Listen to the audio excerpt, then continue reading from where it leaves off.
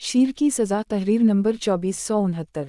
शीर ने तालाब से बाहर आते ही सबका शुक्रिया अदा किया और आइंदा जुल्म व सितम से तौबा कर ली। बुध 1 मार्च 2023।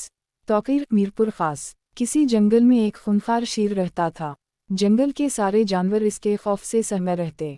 शीर रोज़ाना कई छोटे बड़े जानवरों का शिकार कर लेता था। जंगल के जानवरों ने कई बार शीर के खिलाफ आपस में मशवरा किया और खाला बिल्ली के जरिए से शीर तक अपने जज्बात पहुंचाए, मगर शीर ताकत के नशे में कोई तजवीज़ या दरख्वास्त कबूल ना करता।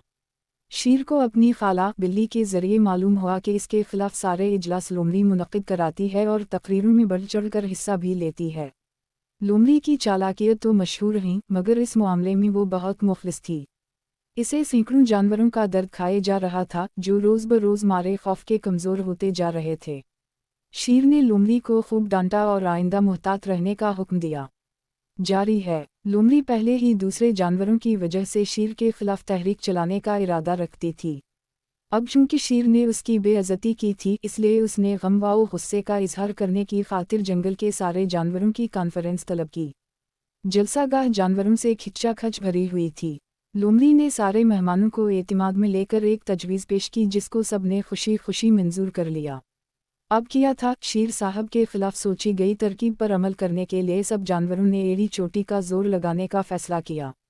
शीर को इस हंगामी इजलास की कानों कान खबर न हुई, क्योंकि इजलास के रोज़ शीर की खाला बिल्ली को नहीं बुलाया गया था। लोमड़ी ने कुछ दिनों बाद मंसूबे पर काम शुरू कर दिया। चूहों ने बड़ी महारत से ज़मीन में सुराख किए। अबाबिलों से लेकर हाथी तक सब जानवरों ने शिरकत की और देखते ही देखते चंद दिनों में एक बड़ा तालाब बन गया। सब जानवरों ने एक साथ गिड़गिड़ा कर खुदा से बारिश के लिए दुआ की। दुआएं रंग लाएं और रहमत की बारिश से पूरा जंगल जल थल हो गया। तालाब पानी से भर गया। एक हिरन को शीर की कछार की तरफ भेजा गया। शीर भूखा था और ऊँघ रहा था। ज्यों ही इसे हिरन की आवाज़ सुनाई दी तो उसने लपक कर हिरन का पीछा शुरू कर दिया। हिरन सोचे समझे मंसूबे के तहत तालाब की जानिब दौड़ पड़ा। शीर भी अपने शिकार के पीछे पीछे भाग रहा था। हिरन तालाब में कूद गया। शीर तेज रफ्तार होने की वजह से संभल ना सका और तालाब में जा गिरा। हिरन के गिरते ही किनारे पर खड़े हाथी ने उसे अपनी सोनट के जरिए बाहर निकाल लिया। जंगल का बादशाह तालाब में डबकियां खाने लगा। तालाब के इर्द गिर्द जश्न का समय था।